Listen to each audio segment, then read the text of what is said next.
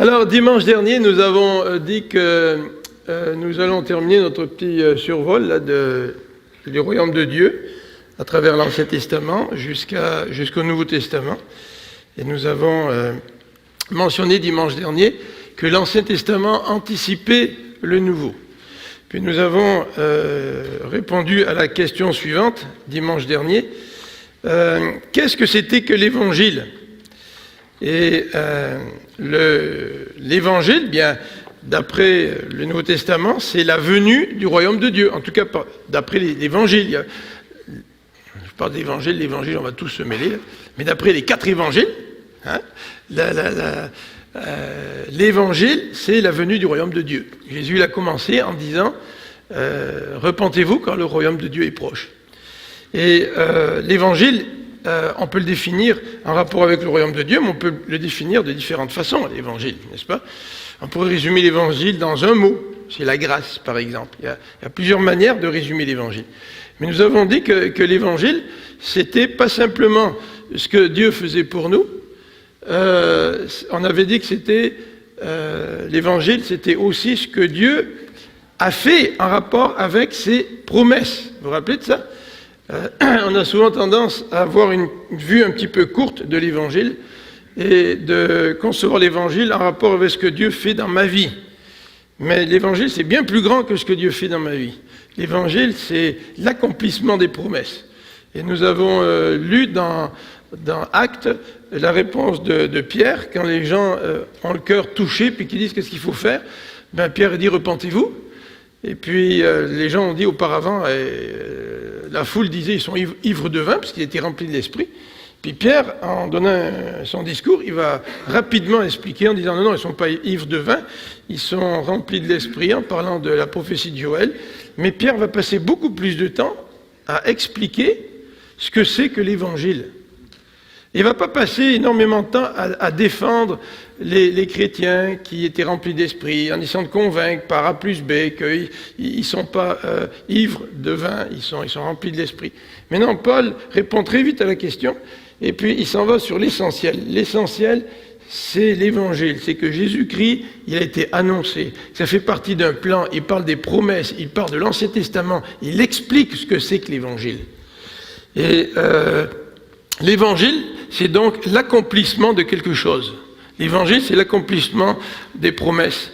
C'est la venue du royaume de Dieu. L'Ancien Testament était là pour anticiper la venue de ce royaume. Tout dans l'Ancien Testament anticipait la venue du royaume. Les structures sociales, la royauté, la prêtrise, les sacrifices, sans compter tous les textes qui parlent de la venue d'un prophète par excellence, du Messie, les textes prophétiques qu'on appelle les chants du serviteur dans Ésaïe, qui parlent de ce serviteur qui va venir et qui culmine avec Ésaïe 52, vous vous rappelez 52, 53. Donc tout l'Ancien Testament nous parle de la venue de ce royaume, de l'Évangile. Et on avait dit dimanche dernier, on avait posé la question, qu'est-ce que l'Évangile pour les 4 évangélistes? Qu'est-ce que c'est que l'Évangile pour les 4 évangélistes? Mais pour les 4 évangélistes, l'Évangile, il s'incarne en Jésus, hein, en Jésus qui est le peuple de Dieu. Alors c'est assez surprenant de lire dans les évangiles, de voir que Jésus est associé au peuple de Dieu. Parce que nous, quand on pense au peuple de Dieu, on pense à qui? On pense à nous, à l'Église. C'est nous le peuple de Dieu. Et par contre, on avait vu rapidement, dimanche dernier, que Jésus dans les évangiles est perçu comme étant le véritable peuple de Dieu, la vigne véritable. C'est lui par qui toutes les promesses s'accomplissent. Alors, on n'avait pas regardé tous les versets, on avait juste mentionné Romains 5. Dans Romains 5, on nous parle du premier Adam et du deuxième Adam, vous vous rappelez ? Jésus-Christ, c'est le deuxième Adam. C'est celui qui est le chef de file d'une nouvelle race. Quand on parle de royaume, évidemment, il y a un nouveau peuple. Hein. On avait mentionné aussi dans Galates 3,16, mais on ne l'avait pas lu, donc on va lire Galates 3,16. Est-ce que quelqu'un veut lire Galates 3,16? Et puis, on va donner les autres versets dans Matthieu 2,15. Alors d'abord, Galates 3,16. Qu'est-ce qui veut dire ça? Oui. Ensuite, Matthieu 2,15. Qu'est-ce qui veut dire Matthieu 2,15? Oui, Matthieu 2,15. Merci. Ensuite, il y a Matthieu 4, 1 à 11, Matthieu 4, bon, Matthieu 4, 1 à 11, on ne le lira pas, il est trop long. C'est la tentation, mais on ouvrira dans Matthieu 4, 1 à 11, d'accord? Alors, on va lire dans Galates 3, verset 16. Galates 3, verset 16. Or, les promesses ont été faites à Abraham et à sa descendance. Il n'est pas dit « et aux descendances », comme s'il s'agissait de plusieurs, mais comme à une seule, et à ta descendance, c'est-à-dire à Christ. Ah, c'est intéressant, on associe Christ à la descendance, là. C'est-à-dire que là, il est question de promesse qui a été faite non pas aux descendances d'Abraham au pluriel, évidemment, ce n'est pas les deux fils d'Abraham qui ont été l'objet des promesses, il y en a eu un. Et là, c'est important, voyez-vous, parce que Dieu nous dit, enfin, Paul nous dit au verset 16, que l'utilisation du pluriel ou du singulier fait toute une différence de sens. Et il dit que les promesses ont été faites à une descendance, mais il dit cette descendance, c'est-à-dire Christ. Il associe Christ à la descendance. Et dans un sens, le véritable peuple de Dieu, dans un certain sens, il est incarné par Christ. Parce que Christ, il est capable véritablement d'être le serviteur de Dieu par excellence. Il est capable de résister à la tentation. Il est capable d'incarner tout ce que Dieu attendait de son peuple. Et c'est pour cette raison que, parfois, dans le Nouveau Testament, on fait une équation. Christ, c'est le peuple de Dieu. Parce que, non seulement Christ est le chef de file d'un nouveau peuple, il est représentant d'un nouveau peuple, mais aussi parce que Christ, il est celui qui est capable d'incarner toutes les attentes de Dieu par rapport à ce nouveau peuple. Tandis que nous, en tant que pécheurs, on n'est pas capable d'incarner tout cela comme Christ le fait. Alors c'est pour ça que les théologiens, quand ils parlent de la tentation de Jésus, font aussi le lien, parce que tout ce qu'on attend du peuple de Dieu dans l'Ancien Testament, à chaque fois le peuple de Dieu, il tombe. Mais quand on voit Jésus-Christ qui est tenté, comme dans Matthieu 4, vous avez dans Matthieu 4 3 références à des textes de l'Ancien Testament, dans le Deutéronome, et à ces 3 occasions, ou ces 3 éléments qui forment la tentation, à chaque fois Jésus il passe le test avec succès. Il n'y a que lui qui est capable de passer le test avec succès. Il n'y a que lui qui peut vraiment être le digne fils de Dieu, merci, et qui représente ce peuple de Dieu. Alors Matthieu 2,15, on va regarder Matthieu 2,15. Oui, tu veux nous le lire s'il te plaît? Je ne me rappelle plus le contenu de la référence. Joseph se leva auprès de lui, seul le petit enfant et sa mère, et se retira en Égypte. Il y resta jusqu'à la mort d'Hérode, afin que s'accomplisse ce que le Seigneur avait annoncé par le prophète. J'ai appelé mon fils hors d'Égypte. Oui. Alors là, on a une relation avec Dieu et entre Dieu et Jésus. Voyez-vous, c'est assez intéressant de voir que ce verset 15 fait allusion à qui? Verset 15 dans l'Ancien Testament. Israël. C'est Israël qui l'a appelé hors d'Égypte, n'est-ce pas? Et là, voyez-vous, il y a une association entre, d'une part, Israël qui devait être le peuple fidèle, mais qui ne l'a pas été, et là, Jésus-Christ qui, lui, est sorti d'Égypte, et qui est le Fils de Dieu. Alors, il y a plusieurs théologiens voient encore là-dedans ce lien entre le peuple de Dieu et Jésus-Christ, qui est le seul capable d'incarner toutes les attentes que Dieu avait envers son peuple. Alors voilà pour la révélation du royaume en Jésus-Christ pour cette diapo. On en a une autre que je voudrais vous montrer. Dans cet enseignement du royaume de Dieu, on a dit que quand il est question d'un royaume, il est question dans l'Ancien Testament d'un lieu. On ne peut pas parler de royaume sans lieu, vrai? Il y a un pays, il y a des frontières, et ce pays forme l'endroit sur lequel Dieu veut régner. Il y a un peuple. Bon, alors la location du royaume dans le Nouveau Testament, où est-elle cette location du royaume d'après l'enseignement du Nouveau Testament? Comment? Est-ce que c'est aux États-Unis? Il y a des sectes qui disent ça. Il est où la localisation du royaume de Dieu? Il est en nous. Dans notre cœur. Où est-ce que le Seigneur se présentait dans l'Ancien Testament? Où était son lieu de résidence dans l'Ancien Testament? Oui, c'était le temple, hein, par excellence. C'est sûr que toute la Palestine, tout le territoire d'Israël, c'était le lieu sur lequel Dieu voulait régner au travers de son peuple. Mais la présence de Dieu, par excellence, était dans son temple. Et aujourd'hui, avec la venue du royaume de Dieu dans le Nouveau Testament, le lieu, la localisation du royaume, ça se trouve où? Ça se trouve dans notre cœur. Nous formons le royaume de Dieu, et Dieu vient habiter dans son royaume, et il vient habiter dans son temple, et il vient habiter dans chacun de nous. Alors, le Nouveau Testament va nous parler de la loi du royaume. Dans l'Ancien Testament, tout est centré autour de quoi? La vie d'Israël est centrée autour de quoi dans l'Ancien Testament? La loi de Moïse, la loi du Sinaï. Hein, c'est là que Dieu se révèle. Il y a les 10 commandements, plus tous les commandements en rapport avec les sacrifices, les commandements en rapport avec la vie sociale. Tout ça, il n'y a pas de royaume s'il n'y a pas de loi. Un roi impose sa loi. Pour qu'il y ait un royaume, il faut qu'il y ait un roi, il faut qu'il y ait un peuple, il faut qu'il y ait un pays, il faut qu'il y ait une loi. N'est-ce pas? On l'a dit ça en faisant notre petit survol. Dans le Nouveau Testament, avec la Nouvelle Alliance, je suis en train de dire la réponse. Dans le Nouveau Testament, avec la révélation du royaume, la loi du royaume, elle s'incarne dans une nouvelle alliance. Et cette loi du royaume, elle a été annoncée à l'avance. Vous vous rappelez dans l'Ancien Testament? Quel texte qui nous annonce cette nouvelle disposition pour la nouvelle alliance? En quels termes s'est annoncée cette nouvelle alliance dans l'Ancien Testament? Dans Jérémie? Vous vous rappelez qu'est-ce qu'il dit dans Jérémie? Hein? Ouais, je leur donnerai, j'enlèverai le cœur de pierre et je mettrai un cœur de chair.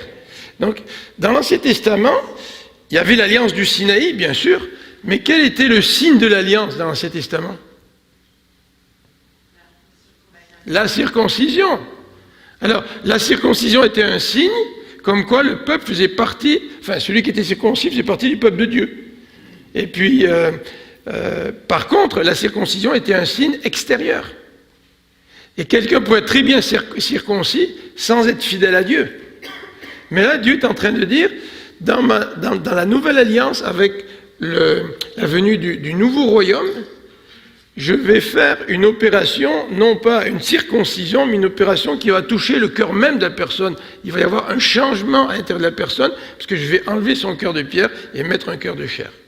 Et ça, c'est la loi du royaume, si vous voulez. C'est cette nouvelle alliance que Dieu a faite avec nous en Jésus-Christ, au cours de laquelle il a opéré un changement dans notre vie.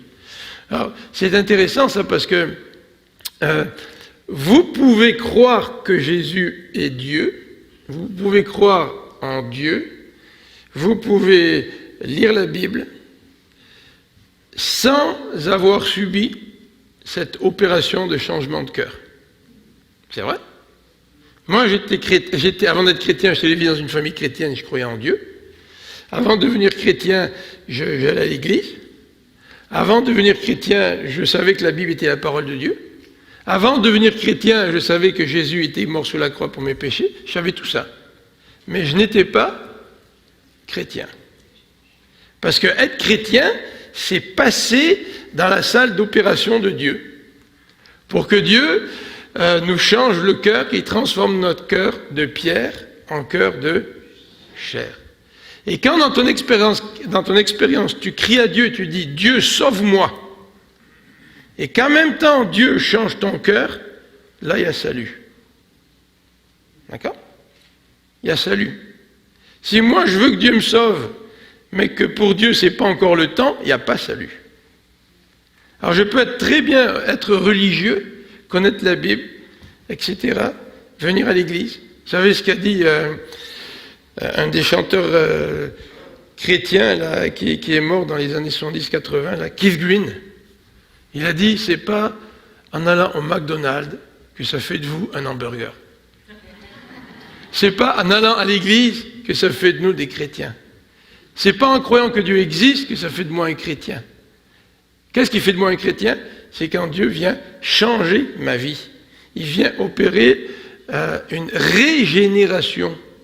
Il vient donner la vie à quelque chose qui est mort.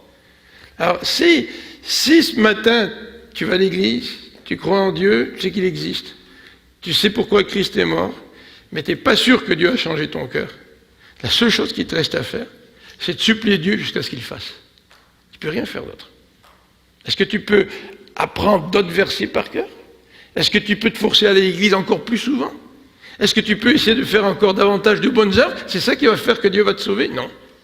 Dieu va nous sauver quand il vient, puis fait une opération chirurgicale dans notre cœur. Puis quand l'opération est faite, nous le savons. Vous savez, quand quelqu'un a besoin d'un nouveau cœur, là, il a des problèmes respiratoires, il a toutes sortes de problèmes physiques. Puis à un moment donné, il passe sur la table d'opération, on lui met un nouveau cœur, puis tout de suite, il y a une différence. On lui enlève les machines, sa vie change là. Puis personne n'a besoin de le convaincre. Et il n'a pas besoin de voir un film de son opération pour voir qu'il a vraiment été opéré. De l'intérieur, il sait qu'il y a eu un changement. Et c'est ça, être chrétien dans la Nouvelle Alliance, c'est ça la loi du royaume. Alors le royaume, dans le Nouveau Testament, il y a aussi un autre élément important à considérer, c'est que même si le Nouveau Testament, c'est l'accomplissement de l'Ancien, Jésus arrive, il instaure le royaume, mais le royaume qui est instauré par le Seigneur, il est là, mais il n'est pas encore pleinement là. Parce qu'il y a une dimension future à ce royaume. Quelle est-elle, cette dimension future? C'est quand le Seigneur va revenir, il va nous prendre avec lui, on va être pour l'éternité avec lui, et là, le royaume de Dieu va arriver pleinement à sa finalité. Mais déjà, nous vivons dans le royaume. Déjà, cette période du royaume était inaugurée par Christ. Déjà, nous sommes les membres du royaume. Et c'est important de se considérer comme membre d'un royaume. Christ enseigne ça. Le Nouveau Testament enseigne ça. Je ne vis pas ma vie chrétienne tout seul, isolé, ou je ne vis pas ma vie chrétienne juste moi et Dieu. Je ne lis pas juste ma Bible. Ce n'est pas juste mon expérience individuelle. Je suis incorporé dans une famille, je suis incorporé dans un royaume. Même si le royaume, c'est plus grand que l'Église. L'Église, c'est un élément important du royaume. J'ai des frères et sœurs. Il y a un roi qui règne sur moi. Je veux être un représentant digne de ce royaume à travers toute ma vie. Alors voilà un petit peu quelques éléments. Et rapidement, je voulais vous présenter, pour terminer, là, tiré du livre de M. Goldworthy, là, qui présente le thème là qu'on a regardé pendant quelques mois. Ce petit schéma, comme vous voyez à l'écran, le royaume de Dieu, au temps de l'Éden, avant la chute, le royaume de Dieu se caractérise par un peuple de Dieu. Enfin, Adam et Ève incarnent le peuple de Dieu. Dieu règne dans le jardin d'Éden, il règne sur Adam et Ève, il leur a confié une mission, ceci avant la chute. Donc le jardin, c'est le territoire de Dieu. Et Dieu règne dans le jardin, notamment par sa parole. Quand Dieu dit quelque chose et que ça arrive, généralement quand un roi dit quelque chose, ça arrive. Vous savez, quand il prononce un décret, ça arrive. Alors après la chute, voyez-vous, le thème du peuple de Dieu se développe petit à petit, se développe davantage, parce qu'après la chute, tout a été compromis, mais Dieu veut de nouveau se reconstruire un peuple. Dieu veut de nouveau se construire un royaume, même s'il y a eu la chute. Et il commence avec Abraham, et Abraham symbolise en quelque sorte le peuple de Dieu. C'est à travers Abraham que les promesses vont venir. Le territoire de Dieu, c'est Canaan, il l'a promis à Abraham. Et puis le règne de Dieu se manifeste, le signe du règne de Dieu, c'est l'alliance qu'il a faite avec Abraham. Par la suite, ces promesses faites à Abraham vont s'accomplir petit à petit. Et au temps d'Israël, le peuple de Dieu, c'est Israël qui est sorti d'Égypte, dirigé par Moïse. Le territoire de Dieu, c'est la terre promise. Et le règne de Dieu se fait au travers de la loi, de l'alliance qui a été donnée au Sinaï. Cette alliance qui scelle le lien entre Dieu et son peuple. Alors le thème du royaume de Dieu va se développer, même sous la monarchie. Vous voyez, Israël sous la monarchie reste le peuple de Dieu, même si c'est un Israël et un peuple infidèle qui va être amené en exil plus tard. le territoire de Dieu, c'est toujours le pays, mais Jérusalem et le temple. Vous savez, quand Salomon a construit le temple, c'était important que Dieu habite au milieu du temple, au sein de la capitale, au sein d'Israël, à Jérusalem. Donc vous voyez, il y a un développement là de tout ce thème de Dieu, un développement pratique aussi, à travers l'histoire d'Israël. Et puis l'alliance du Sinaï donc, est toujours en vigueur sous la monarchie, après que le temple et Jérusalem soient devenus la capitale. Alors ensuite, vous avez la dernière partie du premier tableau. À gauche, j'avais la vision prophétique. Là, les choses se corsent. Les choses se corsent. Le peuple d'Israël est amené en exil, mais il reste un reste. Et l'Ancien Testament nous présente ce qu'on appelle la théologie du reste. Et puis celui qui incarne un peu ça, c'est Élie sur le mont Carmel. Vous vous rappelez? Il se plaint parce qu'il est tout seul, après l'épisode du mont Carmel. Il fuit devant Jézabel, puis il pleure devant Dieu, puis il dit « je suis tout seul ». Puis Dieu lui dit « il y a un reste de 7000 hommes qui n'ont pas ployé les genoux devant Baal ». Donc le royaume continue, même si tout devient noir, si tout semble s'éteindre, Dieu continue son plan au travers d'un petit nombre, ce qu'on appelle un reste. Et là, vous voyez, le territoire de Dieu va après l'exil, de nouveau s'incarner dans la restauration, la reconstruction du temple, du pays de Jérusalem. Et le règne de Dieu, pour les prophètes, va se manifester par une nouvelle alliance écrite dans le cœur. C'est Jérémie, le texte que tu citais tout à l'heure. Dieu va changer notre cœur. Déjà, aux gens qui reviennent de l'exil, Dieu est en train de dire, l'alliance de Sinaï, vous avez échoué à cette alliance-là. Vous n'avez pas respecté votre part. Mais moi, je vais faire quelque chose. Je vais faire une nouvelle alliance en changeant votre cœur. Et ça, c'est le message, après l'exil, la vision prophétique que les prophètes communiquent au peuple d'Israël. Ensuite, vous avez donc Jésus-Christ qui arrive, et en Jésus-Christ, tout s'incarne. Voyez-vous? Jésus-Christ, c'est à la fois le symbole du peuple de Dieu, parce qu'il est lui le seul qui est capable d'être fidèle, comme Dieu s'attendait de la part de son peuple. Jésus-Christ, c'est par lui que le règne va s'accomplir. Alors vous avez dans le Nouveau Testament, là, la dernière ligne, le nouvel Israël, ce sont ceux qui sont en Jésus-Christ. Le nouveau temple, c'est là où le Christ habite. Et la nouvelle alliance, eh bien, c'est par cette nouvelle alliance que le règne de Christ se manifeste. Alors vous voyez, il y a comme une continuité entre la Genèse et le Nouveau Testament.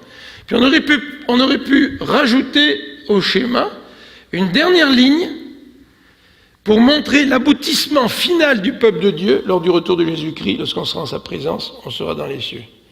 Alors le thème de la Bible, c'est pas juste le salut. Le thème de la Bible, c'est pas juste mon salut. Le thème de la Bible, c'est pas juste quelque chose d'individuel.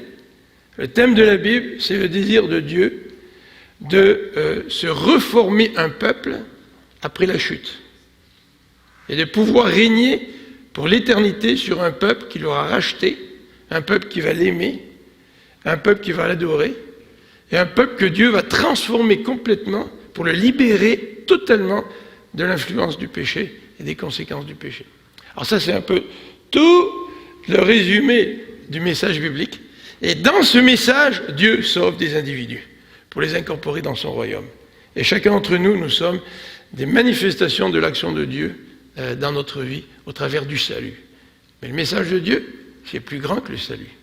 Le message de Dieu, c'est un message qu'il a annoncé, tout d'abord à Adam et Ève, qu'il a répété au travers de l'histoire, et il a fait en sorte que tout ça arrive pour que le royaume de Dieu culmine aujourd'hui en Jésus-Christ dans la Nouvelle Alliance.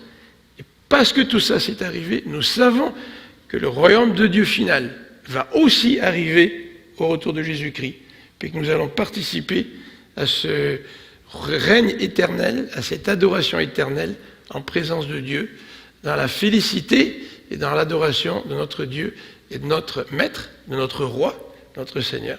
On a le Roi des rois. On est des citoyens d'un royaume impérissable.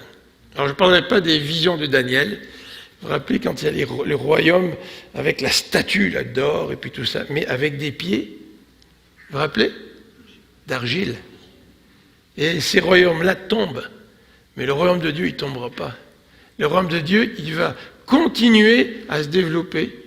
Et personne et rien ne pourra entraver les promesses de Dieu jusqu'à l'accomplissement final et l'installation finale du royaume de Dieu en Jésus-Christ, dans les cieux, en sa présence. On va prier.